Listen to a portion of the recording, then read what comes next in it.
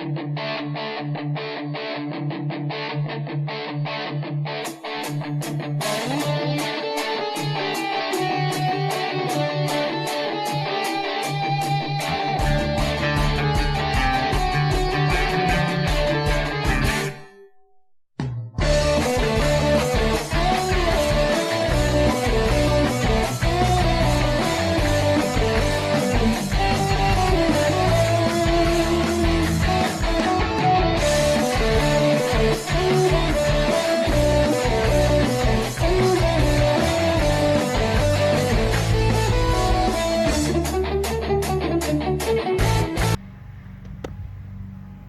MGTOWs, this is Vention. See what I mean about making it a lot easier to mow around the trees when you have the cardboard and mulch down. So all I need to do now is to just keep throwing whatever green shit I have, or pieces of tree limbs and whatever I cut, throw it on top of the mulch circle, and it will keep the grass down next to the well, for the most part, next to the trunk, and then it will then I can mow around it really easy. Pretty cool, huh? Boy, this, once the hot weather and the wet weather are combined up here in the Northwest, man, do you get an explosion of growth. I mean, it's starting to taper off now, but boy, you get like massive growth. And these should be tasty in a few months, or not a few months, probably next month. And the bees are happy, and they're feasting on all that pollen from the blackberries. Pretty cool. Nice one. Hooked up my oops, almost dropped the phone. Hooked up my bypass circuit down there, and I must have been tired when I was well, more tired than I thought when I was doing the building the plug for the camper side, because I hooked it up with reverse polarity, and I would have got a lot of nice fireworks if I had hooked it up that way, or plugged it in that way. That would have been embarrassing. No, you know, it's not a mechanic's primary enjoyment or moment of honor and pride to have your work explode in sparks like a Star Trek Enterprise control console. I'm serious. Those things must be rigged with little explosive charges. So every time the Klingons hit you with something, the console blows up. Well, anyway, the surface charge of the batteries was like 1210 or so, and or the house batteries, that is. And basically and then I turned the DC refrigerator on when it was room temperature in there, and now it's really cranking to haul it down to the settings. And the battery voltage now it's still charging the house batteries, even at idle in the truck. And I've got 1318 here, whereas without the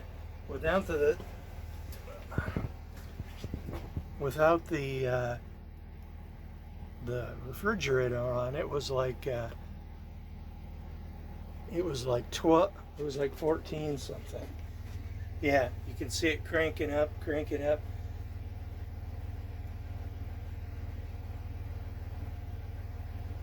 Coming, so it was like 1420 or so. But then when I cranked turned the fridge back on, on DC. Um, now it dropped down quite a bit to 13, but it is not losing ground. That's the awesome thing. It's putting in a little bit of charge to the house batteries. I got a beep somewhere. Oh, I think it's the multimeter complaining that it's been on too long. There we go. Okay, yeah. Now we're at 1321. So it's still charging. The house batteries and the refrigerator is still working. So, yeah, good times. And I haven't even plugged in the 7-way cable yet. So that's another source of power that will be coming from the truck to the camper. So I got the fantastic fan running too. A little temperature controlled fan that when it gets hot, it starts. And it's temperature controlled, so it's not used all the time. And when you need it, it really cools the camper down a lot. And it doesn't draw anywhere near the amperage of that AC unit up there. So yeah, good times. I've had it on. The vehicle was unplugged totally, and I had it on for like 3 or 4 days, and it would come on at the hot times, and the batteries were just fine at the end of the 4 days. So yeah, that thing is very efficient. Of course, I wasn't using lights or anything. So okay, losing a little ground. We're at 1320, but it is still charging. Now I'm going to plug in the 7-way and see if the additional circuitry or the additional power pathways will give it any more voltage. So, good times. Okay, brought it up a bit.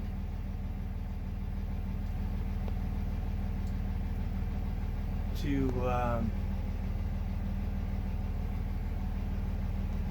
1326, not bad. So I got an extra 5 volts out of, or 0.5 volts surface in the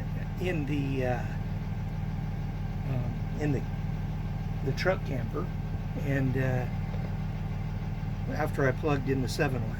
So, and I'm just idling. So I'm sure that if I was driving, I would get an even better result. So I will call that a successful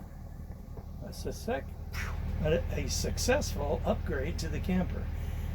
Now I'm going to start preparing for my trip to Montana. I'm going to begin moving things out here. I'm going to get those sheets washed, and I'm going to start moving into the camper. I'm going to get some groceries into the fridge, and maybe some dry goods as well, and clothes as well. And then probably Monday I'm going to burn rubber. So, good times. Then I can see all the awesomeness that they're doing up at the lab in Montana. Yeah, good times. So, yeah, I'm feeling less horrendously, hideously fatigued lately. So, I think something's improving. Might be that I've really tentatively begun my cancer workouts again. But I was so debilitated a while back that I could barely even do anything. So I'm not ashamed. I was brutally debilitated. And it's sad that I was, but I don't feel that I'm a wuss because I didn't move, because the way I was feeling, it was just unbelievable. I've never experienced anything like it. So, yeah, we really need our livers, brothers. So, so take care of them. Don't overload them with sugar. Don't drink them to death. Otherwise, you'll be hoping for a transplant or something. Like Jerry Garcia of the Grateful Dead. He was like, drink, drugs. Oh, I need a liver transplant. And, well, a lot of people were thinking, man, he kind of asked for it. And somebody donated that liver, you know. They don't pay donors for it because they're dead. You can't pay them. So, so basically somebody sent their liver to Jerry Garcia. Oh well. He made some good music though. I may be kind of a geek, but I do like some of the Grateful Dead. Okay, guys. That's all. Let's see. Oh, yesterday I was mowing the lawn. That was lawn day. Got the big lawn next to the bar all mowed down. Then went into the backyard by the apple trees and started mowing that. Got a fair decent way into it, and then the mower just conked out. So so that was kind of scary and sad, but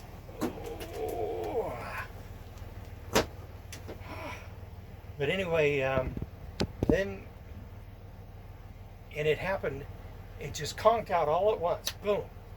I didn't hear any rattling or clanking in the engine, which could indicate push rods being pushed out of the way or something, or anything, any kind of broken valve like catastrophic engine damage. I didn't hear anything like that, but then again, I had my headphones in, so it just was driving along and then died, and I just assumed it was out of gas.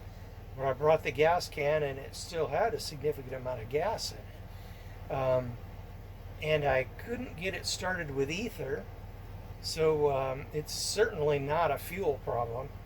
And then so I'm gonna probably tomorrow I'm gonna go back there and check the electrical side. I'll pull the plug, and then ground the plug with like a big extension cable or a big alligator clip cable that I've got, and see if I get any spark at all. Check the plug condition. I might have one left in my extra toolbox unless Joyce stole it. And if everything checks out there and I have spark, and the new plug, that I'll just probably pop it in there anyway. Doesn't do anything. Then the only thing left is catastrophic engine damage. So I will probably pull the lid and inspect the valves and piston and everything, and see, because it cranks. It sounds pretty normal when it cranks, so it's not like a broken connecting rod.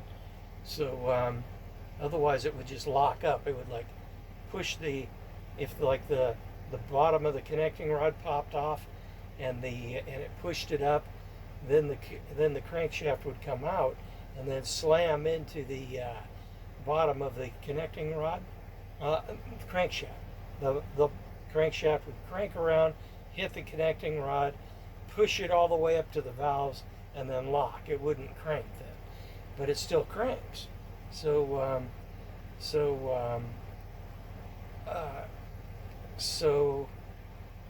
anyway, if I can't, wow.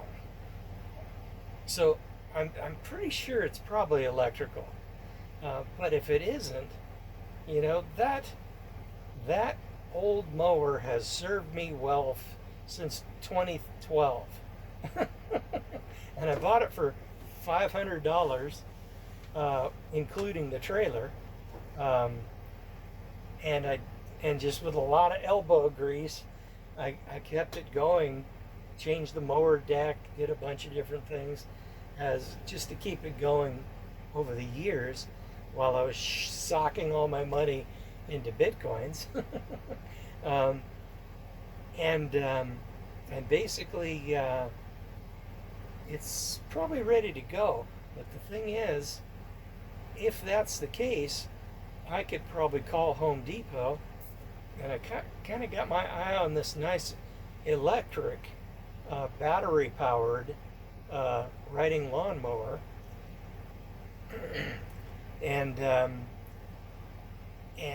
the cool thing is the mower deck is only 38 inches wide instead of 42, so it'll be a lot easier to get through those narrow gates with especially the narrow gate to the backyard. That's really hard to get the big ass mower through that.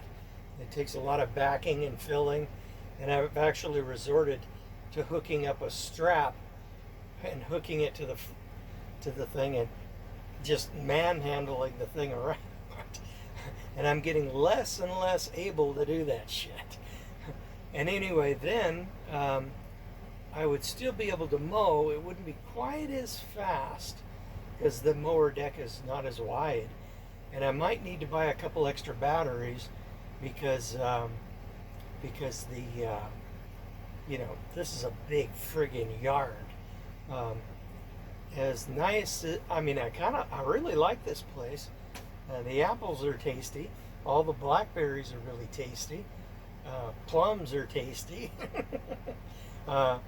Lamb's quarters and young dandelions in the spring are tasty. But it is a big friggin' yard. So, and it floods in the winter. In the winter, I have to make sure I get all my tools up at least like maybe a foot off the ground, because it floods sometimes like 6 inches in there. So that's the plan. So I'll probably just throw some money at it. Cancer patient, I mean, with a very short expected life expectancy and fuck ton of money, why not buy a nice riding lawnmower? So that's probably what I'll do. So, well, the voltage is maintaining at idle at 1325, and the multimeter's complaining, hey, you left me on too long. But let's see how it, starting to cool down in here.